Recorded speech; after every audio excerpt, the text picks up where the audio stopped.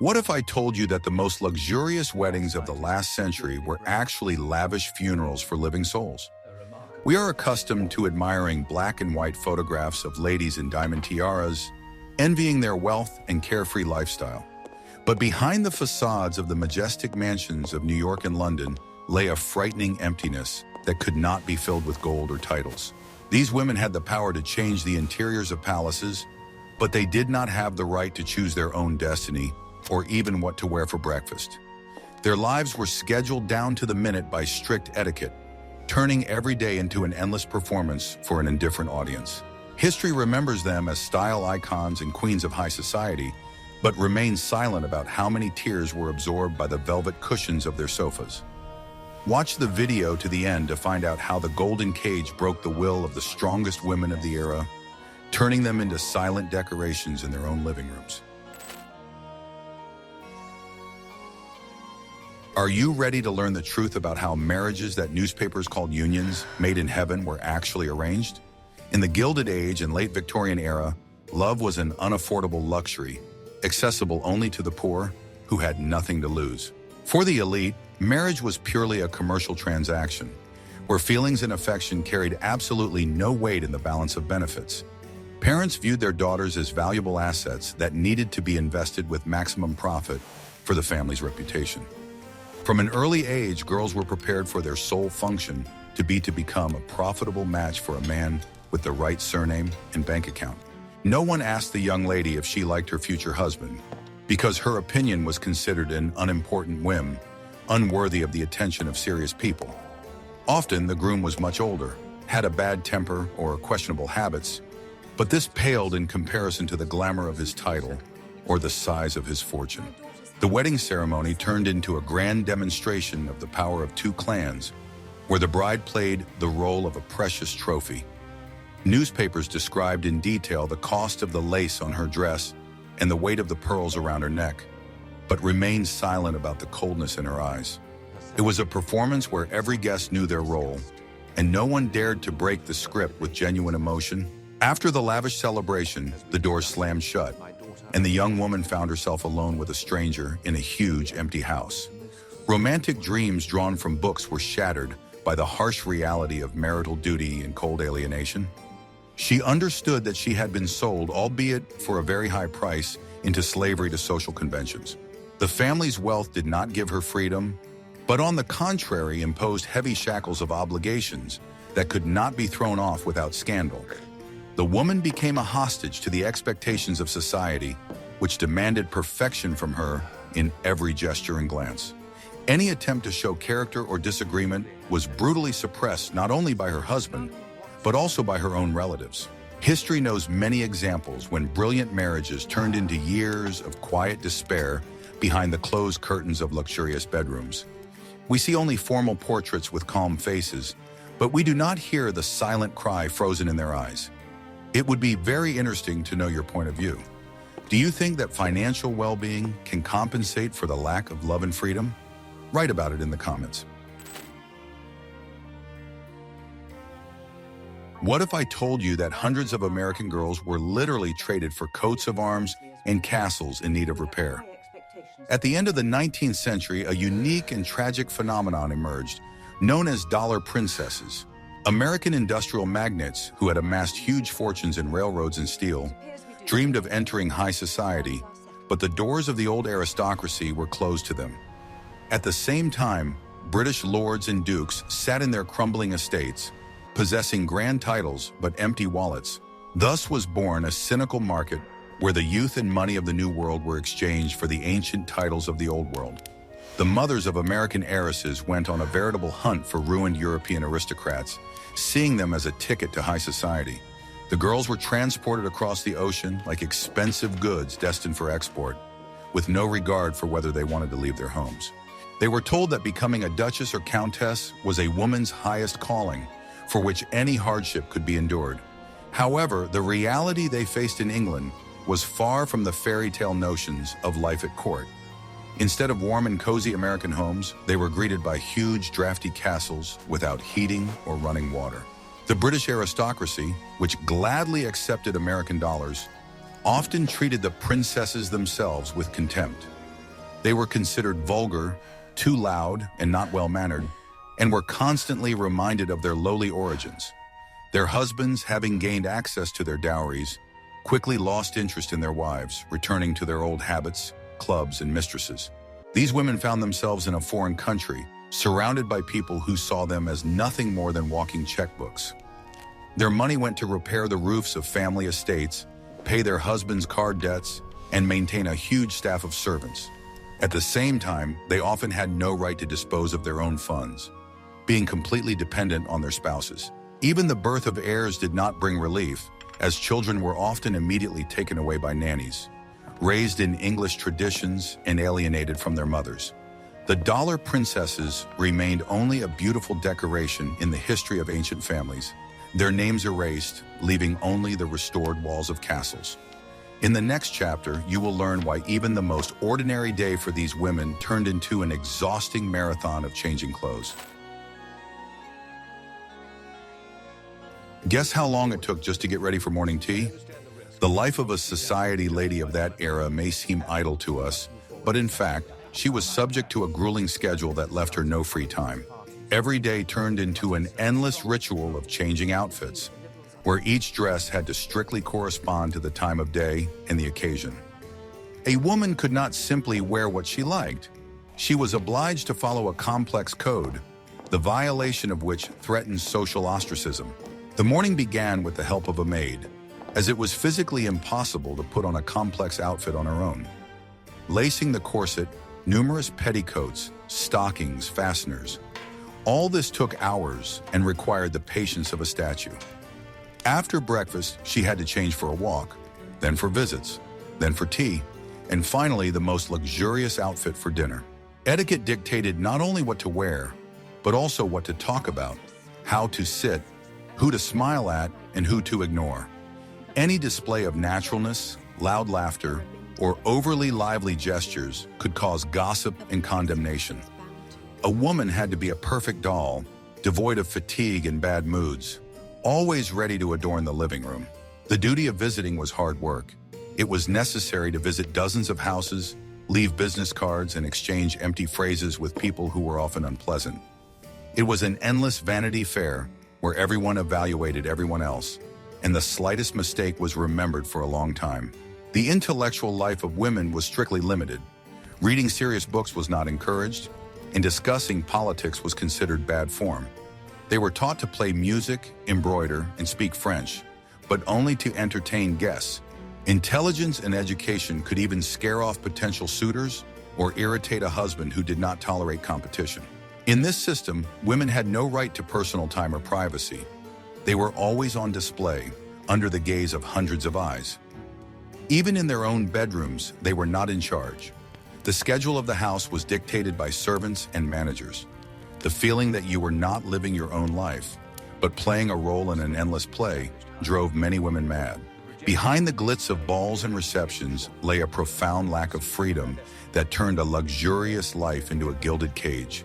They were prisoners of their status, shackled in silk and velvet, deprived of the right to a simple human "I want." If you like this description of the hidden side of luxury life, please like this video.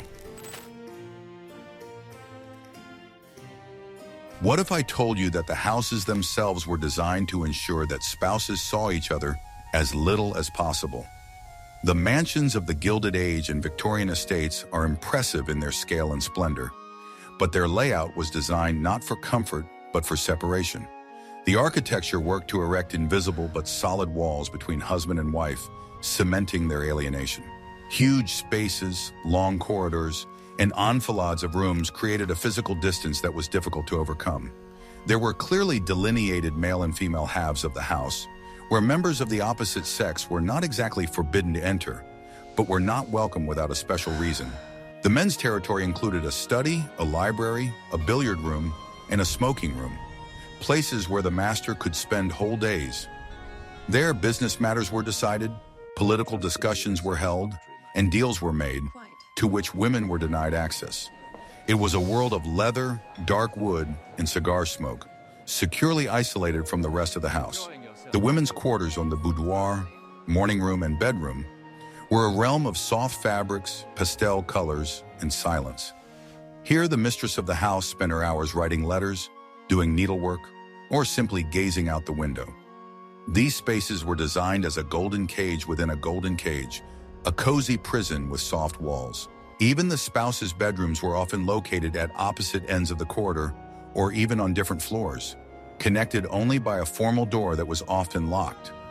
Sleeping together was considered a sign of the lower classes, while the aristocracy preferred separate rest, which further widened the emotional gap.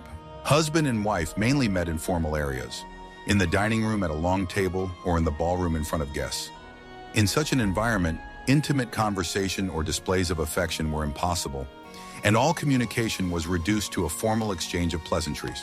Thus, the architecture itself dictated the style of relationships: cold, distant, formal, and devoid of emotional intimacy. The walls designed to protect the family actually divided it, turning loved ones into neighbors in the palace. In the next chapter, you will learn how icy silence became the main inhabitant of these luxurious bedrooms. Marriage in high society often resembled the work of two diplomats representing different powers who were forced to coexist in the same territory. Not only was there no emotional connection between spouses, it was often not even expected in the first place. Men of that era lived a rich external life: clubs, horse racing, parliament, business, and travel.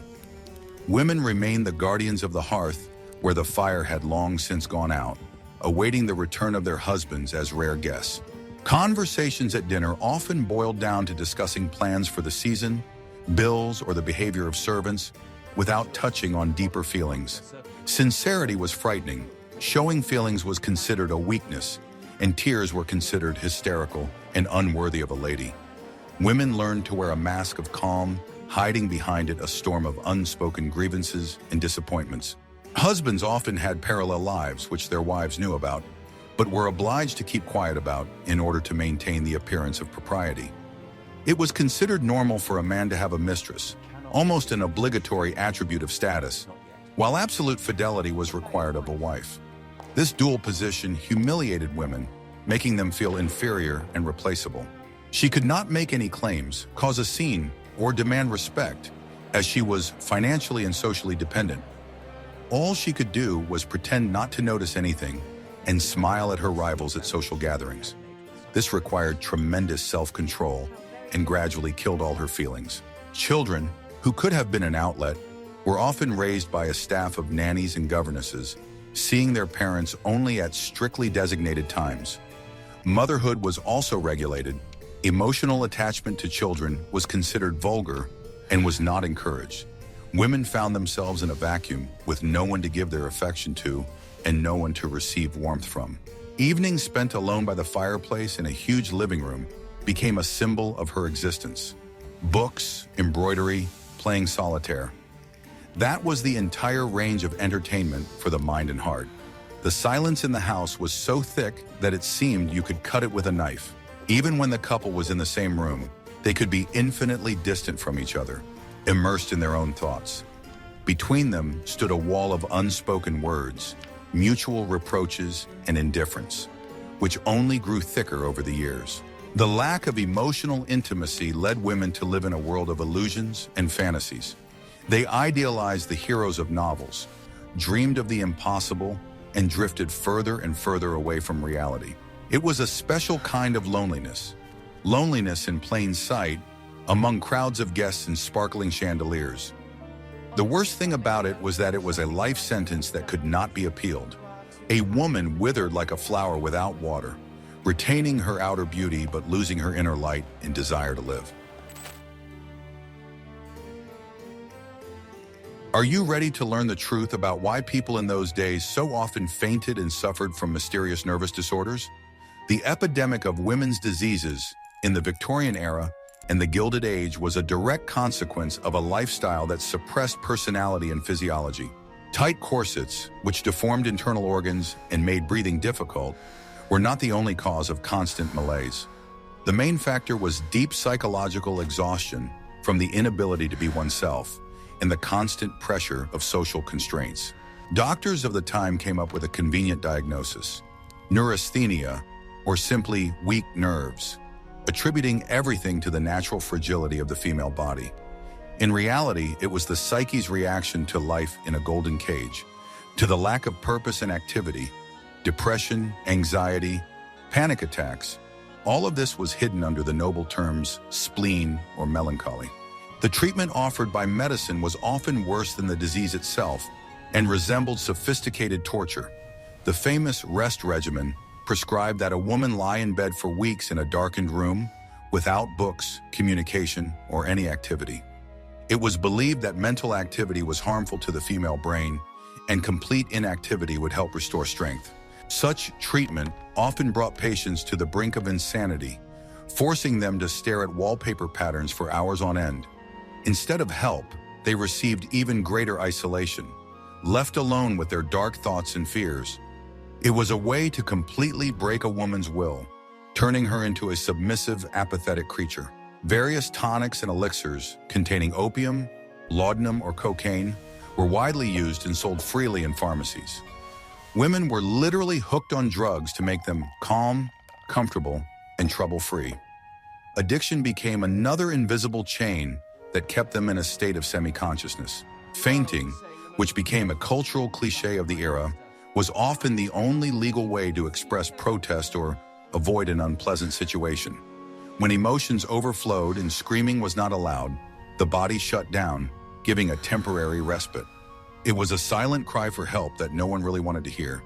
Migraines, which became a constant companion of society ladies, were the result of constant tension and wearing heavy hats and hairstyles. Pain became an excuse to lock yourself in your room and be alone for a while, without a mask. Hypochondria flourished as illness gave women at least some status and attention from those around them. Being fragile and sickly even became fashionable, emphasizing aristocratic and refined nature.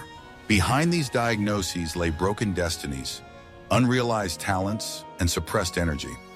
A healthy, active woman was perceived as an anomaly that did not fit into the ideal of a domestic angel.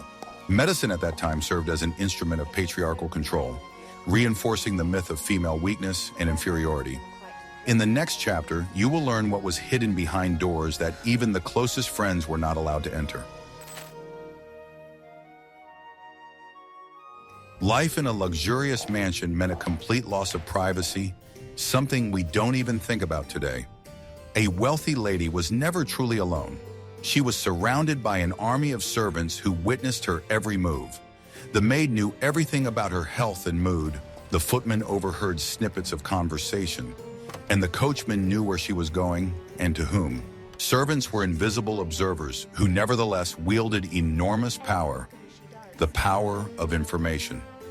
Gossip spread incredibly quickly among the servants, and the secrets of the master's bedroom became known to the entire staff and then to the neighboring houses. The feeling of being constantly watched created an atmosphere of paranoia and restraint. A woman could not simply relax, cry, or lose her temper. She always had to keep up appearances in front of the servants. Losing authority in the eyes of the servants was unacceptable, as it threatened to throw the household into chaos. Therefore, even in the most difficult moments, she was forced to play the role of a calm and authoritative mistress. Letters that came and went from the house passed through many hands, and there was no guarantee that they would not be read. Personal diaries had to be kept under lock and key, and important conversations had to be whispered behind tightly closed doors. Trust was in short supply, and even one's own chambermaid could be suspected of espionage. In large houses, there was a complex hierarchy of servants, and the mistress had to skillfully maneuver between their intrigues and grievances. This required diplomatic skills and constant attention, taking a toll on her mental energy. The mistress's daily habits, tastes, and whims were discussed in the servants' quarters, becoming the subject of ridicule or condemnation. She was an object of study, like an exotic butterfly under glass, deprived of the right to privacy. The inability to simply go into the kitchen and make herself a cup of tea created a dependence on other people for the simplest things. Any action required calling a servant, giving an order, and waiting for it to be carried out, which deprived life of spontaneity. The worst nightmare for a woman of high society was not ruin or death, but public scandal. Reputation was the only capital that mattered, and the slightest blemish on it could ruin a life forever. Society functioned as a strict jury that handed down sentences without the right to appeal or pardon. Any deviation from the norm, whether it was a daring outfit, a careless word, or a glance, was instantly noted and discussed. The fear of what people will say was a powerful tool of control, forcing women to suppress any lively impulses. Life became like walking through a minefield, where one wrong step meant social death. Divorce was considered an indelible shame, resorted to only in the most exceptional and tragic cases. Even if her husband was a tyrant, a gambler, or openly unfaithful, a woman had to endure it for the sake of maintaining the appearance of family well-being. A divorced woman automatically became an outcast. She was no longer invited to respectable homes, and old friends turned their backs on her. This forced women to live for years in the hell of domestic violence or psychological pressure, not daring to complain to anyone. Silence was the price they paid for their status, for the right to remain part of the elite circle. Public opinion was ruthless towards victims, often blaming the woman herself for family problems. She couldn't keep it together. She was a bad wife. Newspaper chronicles and gossip columns were weapons of mass destruction. Being mentioned in them in a negative context was tantamount to disaster. Ladies were forced to literally buy the silence of journalists or behave as quietly as possible. Hypocrisy flourished. Everyone knew about each other's vices, but pretended that nothing was happening until it became public. The main thing was to observe external propriety, and what happened behind closed doors did not matter. Women became policemen for each other, zealously monitoring compliance with the moral code. Those who suffered from restrictions themselves condemned those who tried to break them with particular cruelty. The fear of condemnation was passed down from mother to daughter, creating generations of women who were afraid of their own shadows. It was a dictatorship of reputation, where happiness was sacrificed for the sake of a good name. The only way to break out of this cycle was to completely sever ties with one's world, which only a few had the courage to do. Most preferred to quietly fade away in their immaculate living rooms, maintaining appearances until the very end. High society life, which from the outside seemed like an endless party, was in fact exhausting work to maintain one's status. The opera, the theater, balls, these were not places of entertainment, but battlefields for influence and recognition. A woman in a theater box was not a spectator, but the main exhibit on display for all to see. She had to sit up straight, smile, show off her family jewels, and pretend to enjoy the music. No one cared that her corset was digging into her ribs or that her head was splitting from migraines and stuffiness. Her job was to shine, reflecting her husband's success, even if she was filled with dark melancholy inside. The eyes of the entire hall were fixed on the boxes, who came with whom, how they were dressed, who was talking to whom. It was a crossfire of binoculars and lorgnettes from which it was impossible to hide. Any slip-up, any sign of weakness or fatigue instantly became fodder for gossip. Many women remembered these evenings as torture. The need to make small talk with empty people, to feign interest in boring topics. Sincere laughter or lively emotion were out of place here. Everything was subject to strict protocol. Returning home in their carriages, they felt emptiness and physical pain from the strain. Taking off their heavy jewelry in front of the mirror, they saw a tired, unhappy woman in the reflection, not a socialite. The sparkle of diamonds could not hide their dull gaze, but society preferred to look at the stones rather than into their eyes. It was an industry of illusions, where everyone played their part, afraid to admit that the emperor had no clothes. Behind every great socialite was a story of overcoming oneself, a story of daily violence against one's nature. They were actresses in a theater where the curtain never fell, and applause was the only reward. When the era of glamour and Victorian primness came to an end, many of these women were left with nothing. Their world, built on rituals and conventions, was crumbling under the onslaught of a new era, leaving them confused. They grew old, having fulfilled their duty to their families, but never knowing what personal happiness was. Many of them lived out their lives in huge, empty mansions that had become too expensive and uncomfortable. Children who had grown up in the cold of alienation rarely visited their mothers, continuing the tradition of distance. The loneliness of old age was the logical conclusion to the loneliness of youth, only now without the glamour of balls. They left behind memoirs in which the bitterness of missed opportunities shone through between the lines. Diaries found by their descendants revealed the truth about tears shed into pillows and dreams of escape. But even in these writings, they rarely dared to openly rebel, remaining true to their upbringing. Their portraits hang in museums, but we rarely think about who these women really were. We see velvet and lace, but we do not see the scars on their souls left by the golden bars of their cage. The story of these marriages is a lesson that human dignity and freedom cannot be compensated for by any material goods. They became victims of a system that valued form over substance and status over people. Their silence was their shield and their curse, preventing the world from knowing the depth of their tragedy. They took their secrets to the grave, leaving us only beautiful legends about a wonderful era. Today, looking at the ruins or restored halls of their palaces, we must remember not only the wealth, but also the price that was paid for it. These are monuments not only to luxury, but also to human endurance and the fate of women in a man's world. The legacy of these women is not only antiques, but also a warning that a golden cage remains a cage, even if its bars are decorated with diamonds. Their voices, silenced by etiquette, sound today as a reminder of the value of the freedom to be oneself. We have walked through the corridors of time, peeking behind the scenes of the most glittering facades of the past. What we have seen there forces us to reevaluate our ideas about happiness and success in that era. Luxury, which was supposed to bring joy, often became an instrument of oppression, and marriage became a life sentence. These women lived in a world where they had everything except the most important thing: the right to control their own lives. What do you think about this side of the story of the beautiful life? What other historical topics or eras would you like to see exposed in our next videos? Write your suggestions in the comments and don't forget to subscribe to the channel so you don't miss new journeys into the past.